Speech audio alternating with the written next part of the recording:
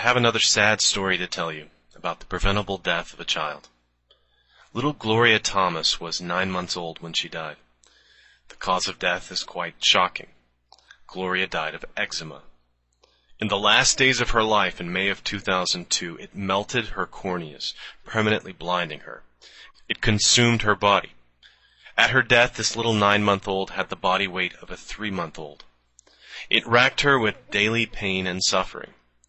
Witnesses report that on a flight from Singapore, she cried non-stop for several hours, with an urgency that many passengers were alarmed at.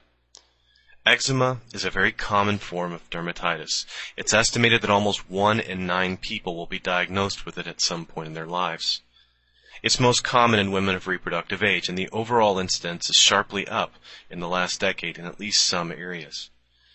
Eczema is actually a family of skin disorders, usually caused by an allergic reaction of the skin. Skin that is dry or irritated is much more vulnerable, as the immune system is primed by the tissue damage. Eczema is not curable, but it is highly treatable. Steroids, creams, light therapy, antibiotics, and strong moisturizers can minimize the itching, cracking, redness, and pain. To deal with the allergy, food, environment, medication should be examined. Dust mites and food allergy are implicated as the most common causes, but there's also a strong genetic component. And yes, eczema can be life-threatening, but only in the rare cases when treatment is neglected or delayed. And that's what happened to Gloria. But her parents were not necessarily being intentionally cruel.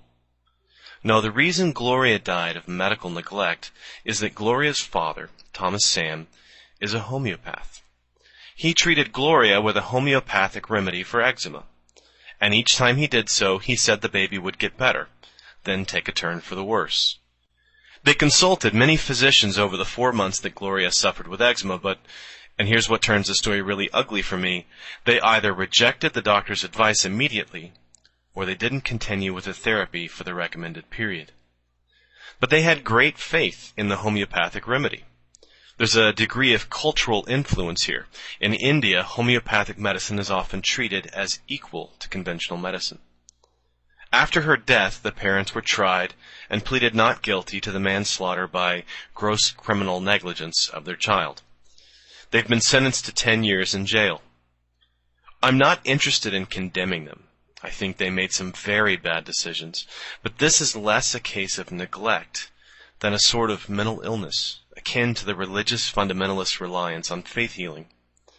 To accept the advice of a competent physician, it would have required the parents to admit that homeopathy just doesn't work. This is a child sacrifice to the gods of homeopathy, just as 1 to 5 children die every month in the U.S. due to the beliefs of the parents or guardians. If this is a topic that you feel strongly about, I urge you to visit the link in the sidebar. The organization is Children's Healthcare is a Legal Duty. They're legal advocates for children's right to proper medical care, especially in religious or cultural practices. If you see a child in need of care, or the victim of abuse or neglect, please don't hesitate to call your local authorities. You can save a life. Now there's also the specific issue of homeopathy, and I'll address that in the second part.